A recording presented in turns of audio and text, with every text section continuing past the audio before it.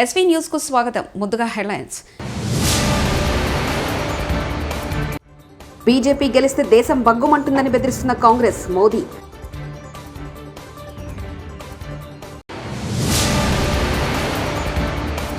YS Sharmila Reddy Kadapa Lok Sabha స్థానం నుంచి పోటీ చేయడం ఖాయం.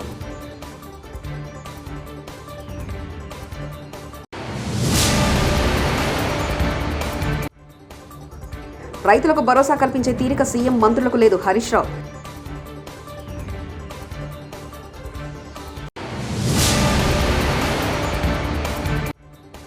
పెన్షన్ల పంపిణీపై అధికార వైపాక కుట్రపూరితంగా వ్యవహరిస్తుంది. రామకృష్ణ.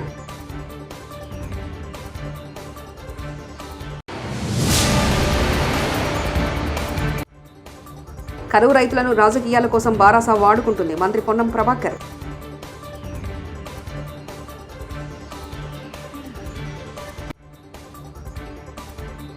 లోక్సభ ఎన్నికల్లో బీజేపీ గెలిస్తే దేశం బగ్గుమంటుందని కాంగ్రెస్ పార్టీ నేతలు బెదిరిస్తున్నారని ప్రధానమంత్రి నరేంద్ర మోదీ అన్నారు. ఆత్మ నిర్భర్ భారత్ కలల సాకారానికి ఈ ఎన్నికలు జరుగుతున్నాయని, అవినీతిని నిర్మూలించాలని మోదీ చెప్తుంటే అవినీతిని కాపాడనంటూ వారు చెప్తున్నారని ప్రధాని విమర్శలు గుప్పించారు. రాజస్థాన్లోని కోట్పుత్లిలో మంగళవారం నాడు జరిగిన ఎన్నికల ప్రచార సభలో ఆయన మాట్లాడుతూ ఎన్నికల్లో గెలుపు గురించి మాట్లాడకుండా కాంగ్రెస్ పోటీ చేస్తున్న తొలి ఎన్నికలు ఇవని, బీజేపీ గెలిస్తే మాత్రం దేశం తగలబడుతుందని బెదిరిస్తుందని ఎద్దేవా చేశారు.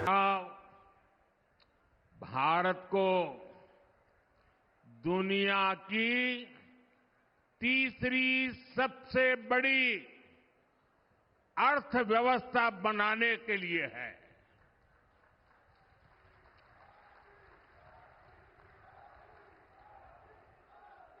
ये चुनाव भ्रष्टाचार को जड़ से उखाड़ फेंकने के लिए है. ये चुनाव आत्मनिर्भर भारत के सपने को पूरा करने के लिए है. ये चुनाव किसानों की समृद्धि के संकल्प का चुनाव है. ये चुनाव घर घर नल से जल पहुंचाने का चुनाव है. लेकिन भाइयों बहनों, कांग्रेस और उसका इंडी गठबंधन देश के लिए नहीं बल्कि अपने स्वार्थ के लिए चुनाव लड़ रहे हैं. ये पहला ऐसा चुनाव है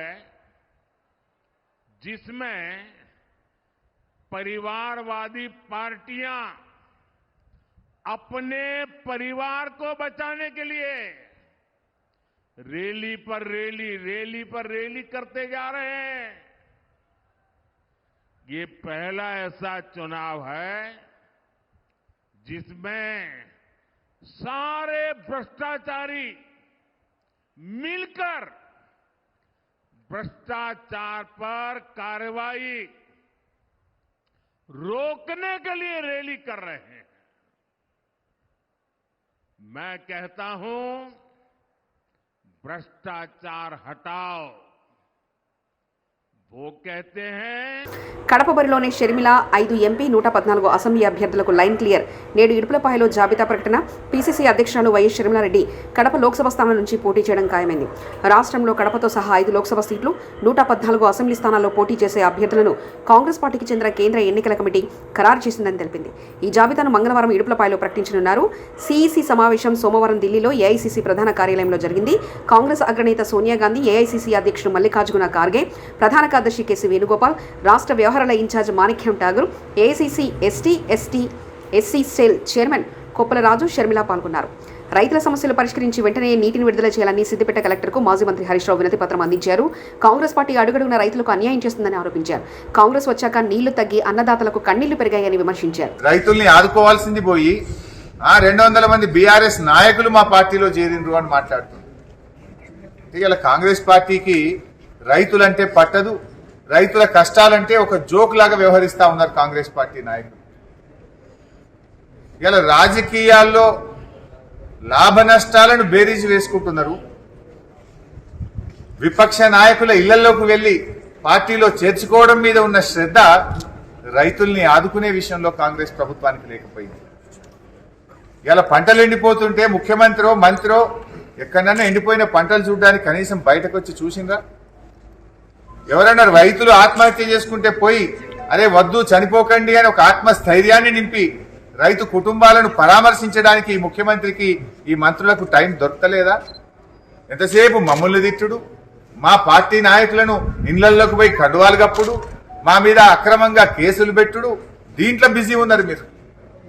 కానీ రైతులను ఆదుకునే విషయంలో కానీ, చనిపోయిన రైతు కుటుంబాలను పరామర్శించే విషయంలో కానీ, ఎండిపోయిన పంటలను చూసి రైతులకు ధైర్యం చెప్పడానికి మీకు టైం దొరకలేదు. ఎంతసేపు మా మీద బురద జల్లాలి, మమ్మల్ని అక్రమంగా కేసులు పెట్టి ఇరికిచ్చాలి, దీంట్లో బిజీ ఉన్నది ఇలా ఈ కాంగ్రెస్ ప్రభుత్వం. ఇలా రైతులు అన్ని విషయాలు గమనిస్తున్నారు. ఆనాడు కేసీఆర్ ఉండగా ఇలా రైతులను కంటికి రెప్పలాగా మేము కాపాడుకున్నాం. అరే మిషన్ కాకతీయ పెట్టి చెరువులు బాగా చేసుకున్నాం, పెండింగ్ ప్రాజెక్టులు పూర్తి చేసినాం, కాళేశ్వరం లాంటి మెగా ప్రాజెక్టు కట్టినాం. ఎక్కడ రైతులకు ఎప్పుడు నీళ్లు కావాలంటే చిటికేస్తే రైతులకు నీళ్లు అందించినాం. కేసీఆర్ ఉండగా ఎక్కడ ఊర్లలో బోరు బండ్లు కనవల్లే, క్రేన్లు కనవల్లే, బాయిల పూడికెత్తీత లేదు. ఇలా కాంగ్రెస్ వాళ్ళు రాగానే ఊరికి బోరు బండ్లు బోర్లు వేసి రైతుల చెమట చుక్కలు, రైతుల కష్టం, రక్తం అంతా కూడా బోరు పొక్కలలో పోయే పరిస్థితి వచ్చింది. ఇలా మళ్ళీ ఇది ఇలా కాంగ్రెస్ పార్టీ చేస్తున్నది. ఇప్పటికైనా కాంగ్రెస్ ప్రభుత్వం రాజకీయాలు మానండి, రైతులను కాపాడండి. కేసీఆర్ ను విమర్శించడం కాదు, ఇలా తక్షణమే క్షేత్రస్థాయిలోకి రైతులను ఆదుకోవడానికి ప్రభుత్వం కదలాలని చెప్పి మేము డిమాండ్ చేస్తాం. మీలాగా మేము ఎలక్షన్ కమిషన్ కు కంప్లైంట్ చేయం. మేము ఆనాడు రైతులకు రైతు బంధు చేస్తామంటే ఎన్నికల కమిషన్ కు ఫిర్యాదు చేసి పడే రైతు బంధుని ఆపింది. మీలాగా మేము రైతులకు మేలు జరిగితే మేము అడ్డు ఉన్న నీళ్లను అండియండి, పోయిన పంటలు పోయినాయి, ఉన్న పంటలన్నా కాపాడండి, పోయిన పంటలకు నష్టపరిహారం అందించాలని చెప్పి నేను ఈ ప్రభుత్వాన్ని డిమాండ్ చేస్తాను. పెన్షన్ల పంపిణీ ఆలస్యానికి జగన్ సర్కార్ అధికార యంత్రాంగమే బాధ్యత వహించాలని సిపిఐ రాష్ట్ర కార్యదర్శి కె రామకృష్ణ పెన్షన్ పంపిణీలో వాలంటీర్లను వినియోగించరాదని కేంద్ర ఎన్నికల సంఘం ఆదేశించింది. ఏపీలో దాదాపు 1,25,000 మంది సచివాలయ సిబ్బంది ఉండగా 66 లక్షల మందికి పెన్షన్ సకాలంలో ఎందుకు ఇవ్వలేరు? పెన్షన్ల పంపిణీపై అధికార వైసీపీకు కుట్రపూరితంగా వ్యవహరిస్తుంది. వైసీపీ నేతలు చెప్పగానే రాజీనామాలు చేయడానికై వాలంటీర్లు ప్రభుత్వ ఉద్యోగుల, వైసీపీ కార్యకర్తల రానున్న ఎన్నికల్లో ప్రజలు ఓటు ద్వారా జగన్మోహన్ రెడ్డికి బుద్ధి చెప్పాలని రామకృష్ణ అన్నారు. రాష్ట్రంలో 66 లక్షల మందికి పెన్షనర్లు ఉన్నారు. ఒక్కొక్కరు 50 మందికి పెన్షన్ ఇస్తే ఒక గంట చాలు, అంతే. మ్యాక్సిమం హాఫ్ డే పడుతుంది. హాఫ్ డేలో 50 మందికి పోయి ఇవ్వచ్చు. మరి సచివాలయ సిబ్బంది అందరూ కూడా గ్రామాల్లోనే ఉంటారు కదా, వాళ్ళు పోయి వాళ్ళకి ఇచ్చేయచ్చు కదా. ఎవరు ఆటంకపరిచారు? పైగా కొంతమంది అధికార పార్టీ ఎమ్మెల్యేలు ఈరోజు వాలంటీర్లతో రాజీనామాలు పెట్టిస్తూ ఉన్నారు. నిన్నటి వరకు మీరేమంటారు, వాళ్ళంతా కూడా ప్రభుత్వ ఉద్యోగస్తులు అన్నారు. ఇప్పుడేమంటా ఉన్నారు, మీరు పిలిపించి రాజీనామాలు పెట్టమంటే రాజీనామాలు పెడతా ఉన్నారు. దీన్ని బట్టి అర్థమవుతా ఉంది, వాళ్ళు ప్రభుత్వ ఉద్యోగస్తులు అయితే రాజీనామాలు పెట్టమంటే పెడతారా? నీవు కాదు, ఎవరు చెప్పినా పెట్టరు. కానీ వాళ్ళు మీరు చెప్తానే వాళ్ళంతా కూడా రాజీనామాలు తెచ్చి క్యూలో నిలబడతా ఉన్నారంటే మన వైఎస్ఆర్ కాంగ్రెస్ పార్టీ కార్యకర్తలు కాబట్టి ఆ పని చేయగలుగుతూ ఉన్నారు. రేపు వేరే కొత్త గవర్నమెంట్ వస్తే వీళ్ళని ఎందుకు కొనసాగిస్తారు ఈ రకంగా చేస్తే? కాబట్టి ఏమంటే వాలంటీర్లు కూడా చెప్తా ఉన్నాయి, సరైనది కాదు. మీరు ప్రభుత్వ ఆదేశాల మేరకు నడుచుకోవాలి తప్ప అధికార పార్టీ అనుయాయులు, అధికార పార్టీ నాయకులు చెప్పినట్టు మీరు నడుచుకుంటే మిమ్మల్ని వాలంటీర్లు అని అన్నారు. మీరు ఒక పార్టీ ఏజెంట్లు అవుతారు, లేదా ఒక పార్టీ కార్యకర్తలు అవుతారు. కాబట్టి ఏమంటే ఇది సరైనది కాదు. ఈ బంగ్లింగ్ అంతా మానుకోవాలి. ఇవాళ ఏదైతే పెన్షనర్లకు డబ్బు అందడంలో ఆలస్యం అవుతా ఉందో దానికి అధికార పార్టీ చీఫ్ సెక్రటరీ, అధికారులు వారే కారణం తప్ప మరొకరు కారణం కానే కాదు. అక్కడ సిబ్బంది ఉన్నారు కదా, సిబ్బంది దగ్గర లిస్ట్ ఉంది, డబ్బులు ఉన్నాయంట అన్నారు. డబ్బులుంటే తీసిపోయి ఇవ్వడానికి ఇవ్వడం వచ్చి. కాబట్టి కూడా దీన్ని తీవ్రంగా తప్పుపడతా ఉన్నాం. ఖచ్చితంగా పెన్షనర్లు ఇవంతా గుర్తించాలి. అధికార వైఎస్ఆర్ కాంగ్రెస్ పార్టీ ఆడుతున్న డ్రామాలకు చెక్ పెట్టాలి. అది కూడా రేపు ఓటు ద్వారా చెక్ పెట్టాలని కోరుతాం. తెలంగాణలో కరువు, రైతులను బారాస నాయకులు రాజకీయాల కోసం వినియోగించుకుంటున్నారని మంత్రి పొన్నం ప్రభాకర్ మండిపడ్డారు. సిద్దిపేట జిల్లా హుస్నాబాద్ అంబేద్కర్ చౌరస్తాలో సర్దార్ సర్వాయి పాపన్న వర్ధంతి సందర్భంగా ఆయన చిత్రపటానికి మంత్రి పొన్నం ప్రభాకర్ నివాళులర్పించారు. ఈ సందర్భంగా పొన్నం ప్రభాకర్ మాట్లాడారు. రైతుల సమస్యల పేరిట ఇక్కడ దీక్ష చేస్తున్న ఎంపీ బండి సంజయ్ ఢిల్లీలో ప్రధాని నరేంద్ర మోదీ ఎదుట దీక్ష చేయాలని డిమాండ్ చేశారు. కాళేశ్వరం కుంగిపోతే 4 నెలలు మాట్లాడని కేసీఆర్ ఇప్పుడు మాట్లాడుతున్నారని ఎద్దేవా చేశారు. రాష్ట్ర ప్రభుత్వం అభ్యర్థిస్తోంది మిమ్మల్ని. ఈ రాష్ట్రంలో రైతులకు ఇబ్బంది కలుగుతా ఉంది. గత వర్షాకాలంలో మన వర్షాలు పల్లె, నీటి ఎద్దడి ఉంది, గ్రౌండ్ వాటర్ పడిపోయింది. దాన్ని కూడా కాంగ్రెస్ కరువు తెచ్చిందనే విధంగా మాట్లాడే వ్యక్తులకు కనీస జ్ఞానం కలగాలని కోరుతూ ఈ యొక్క రైతులను ఆదుకోవడానికి కేంద్ర ప్రభుత్వం నుంచి సహకారం చేసే విధంగా బండి సంజయ్ దీక్ష అక్కడ చేయమని చెప్పి సందర్భంగా డిమాండ్ చేస్తా ఉన్నా. రాష్ట్ర ప్రభుత్వం కేంద్రానికి విజ్ఞాపన చేస్తా ఉంది. విభజన హామీలు కూడా అమలు చేయని, తెలంగాణ విభజనను వ్యతిరేకించినటువంటి నరేంద్ర మోడీ గారి దగ్గర ధర్నా చేసి తెలంగాణకు నిధులు తీసుకురా. ఇవాళ ఓట్ల కొరకు మొన్నటిదాకా రామును ఫోటో పెట్టుకున్నారు, నరేంద్ర మోడీ ఫోటో పనిచేసిరు. మళ్ళీ ఇవాళ రైతుల మీద ముసలి కన్నీరు గారుతున్నారు. ఇవాళ కల్లాల దగ్గర మీరు వస్తారు, కల్లాల దగ్గర రైతులు కన్నీళ్లు పెట్టుకున్నారు. ఎక్కడ వేనో బండి సంజయ్ అని అడుగుతా ఉన్నాం. ఇలా కేసీఆర్ గారు పొలాల బాట పట్టిండు, ఎక్కడికి పోయినో 4 నెలలు కాళేశ్వరం మునుగుతే కుంగితే సలహాలు ఏమంటే ఎక్కడ పోయినావు. ఇలా రాజకీయాలకు మాత్రమే వినియోగించుకుంటున్నారు కరువును, రైతులను రాజకీయంగా. నేను డిమాండ్ చేస్తా ఉన్నా వీళ్ళిద్దరిని కూడా రండి. కాంగ్రెస్ పార్టీ నాయకత్వంలో ప్రధానమంత్రి గారి దగ్గర దేశంలో ఇదే ఒక ప్రకృతి వైపరీత్యం, దీనికి సహకారం తీసుకురావడానికి మీకు చేతనైతే ప్రభుత్వాలు సహకరించి కేంద్రం మీద ఒత్తిడి చేద్దాం రమ్మని కోరుతా ఉన్నా. రాజకీయం మానుకోండి. ఈరోజు ధర్నాల పేరు మీద, దీక్షల పేరు మీద చేసేటువంటి డ్రామాలు, ఆస్కార్ అవార్డు గ్రహీతవు నువ్వు ఎట్లయినా డ్రామా ఆర్టిస్టువే, మళ్ళీ ఎన్నికలు రాగానే ఇటువంటి చేసుడు స్టార్ట్ అవుతుందని ముందే చెప్పినాం. స్టార్ట్ అయింది, దీన్ని ప్రజలు గమనించాలని కోరుతాం. చాలా మంది నేతలు బారాసను వీడిన పార్టీ నేతలు తనని ఎక్కువగా టార్గెట్ చేసి ఆరోపణలు చేస్తున్నారని ఎమ్మెల్యే కడియం శ్రీహరి అన్నారు. హైదరాబాద్లో ఆయన మీడియాతో మాట్లాడారు. మనవరాలి వయసున్న అమ్మాయి చేతిలో ఎర్రబెల్లి ఓటమి సిగ్గుచేటని కడియం విమర్శించారు. పల్లా రాజేశ్వరరెడ్డి బారాసకు చీడపురుగులా మారారని ఆరోపించారు. సమితిని వదలడం కొంత బాధగానే ఉంది. కేసీఆర్ గారి పట్ల నాకు గౌరవం కూడా ఉంది. చాలామంది పార్టీలు మారుతున్నారు. పార్టీలు మారినా ఎవరిపైన కూడా పార్టీ అంత తీవ్ర స్థాయిలో స్పందించలేదు. కానీ నా విషయంలో మాత్రము చాలా తీవ్ర స్థాయిలో పార్టీ స్పందిస్తున్నారు. విపరీతమైన ధోరణితో మాట్లాడుతున్నారు. ఈర్ష్య, ద్వేషాలు వాళ్ళ మాటలలో స్పష్టంగా కనిపిస్తున్నాయి. నిన్నటి వరకు వారితోనే ఉన్నాను, నా గురించి తెలియనిది ఏముండదు, కానీ మాట్లాడే పద్ధతి, సంస్కారం, సభ్యత లేకుండా మాట్లాడుతున్నారు. మాజీ మంత్రి దయాకర్ రావు గారు అంటారు కేసీఆర్ కుమార్తెకు 3వ స్థానం వస్తుంది అని. మరి ఇక్కడ కేసీఆర్ కుమార్తె నిలబడతలేదు, కడియం శ్రీహరి కుమార్తె నిలబడుతున్నది. అంటే ఏం మాట్లాడుతున్నాం కూడా అర్థం కావడం లేదు. ఎక్కడ మాట్లాడుతున్నాం, ఏ స్టేజ్ మీద మాట్లాడుతున్నాం కూడా అర్థం కావడం.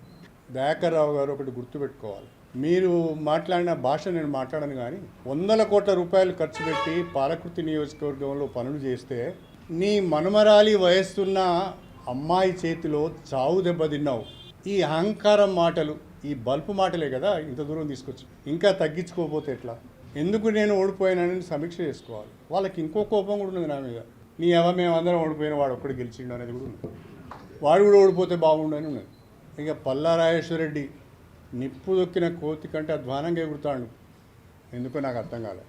నేను అవినీతికి పాల్పడ్డానని, నేను దోపిడీ చేశానని చాలా మాటలు మాట్లాడుతాను. ఇలా కేసీఆర్ గారు భారత రాష్ట్ర సమితి ఈ స్థితికి రావటానికి, ఈ దుస్థితికి రావటానికి కారణం పల్లా రాజేశ్వరరెడ్డి లాంటి చీడ పురుగులు చేరి నాశనం చేశారు.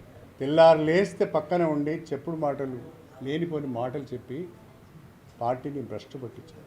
నేను అడుగుతున్నా పల్లా రాజేశ్వరరెడ్డి గారు, నా చరిత్ర అంతా బయట పెడతా అన్నాడు, నా దోపిడీ అంతా బయట పెడతా అన్నాడు. రాజేశ్వరరెడ్డి గారు అది ఎన్నికలకు ముందు చేస్తే మీకు ఉపయోగపడుతుంది. నేను ఎక్కడ తప్పు చేశానో, ఎక్కడ దోపిడీ చేశానో, ఎక్కడ భూ కబ్జాలు చేశానో, ఎవరి దగ్గర డబ్బులు తీసుకున్నానో మీరు ఒకసారి చెప్తే అది మీకు ఉపయోగపడుతుంది. అది చెప్పలేదనుకో, నువ్వు చేసిన ఆరోపణల పైన ఆధారాలతో బయటికి రాలేదనుకో, నీ బట్టలు తీసి జనగామ చౌరస్తాలో నిలబెట్టుడు మాత్రం ఖాయం. బీజేపీ గెలిస్తే దేశం బగ్గుమంటుందని బెదిరిస్తున్న కాంగ్రెస్, మోదీ.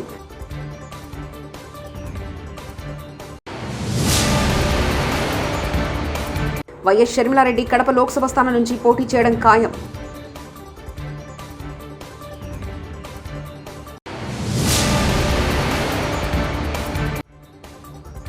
రైతులకు భరోసా కల్పించే తీరిక సీఎం మంత్రులకు లేదు, హరీష్ రావు.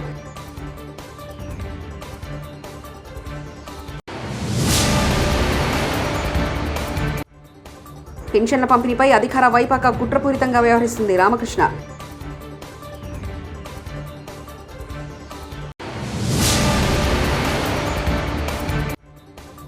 కరువు రైతులను రాజకీయాల కోసం బారాసా వాడుకుంటుంది మంత్రి పొన్నం ప్రభాకర్.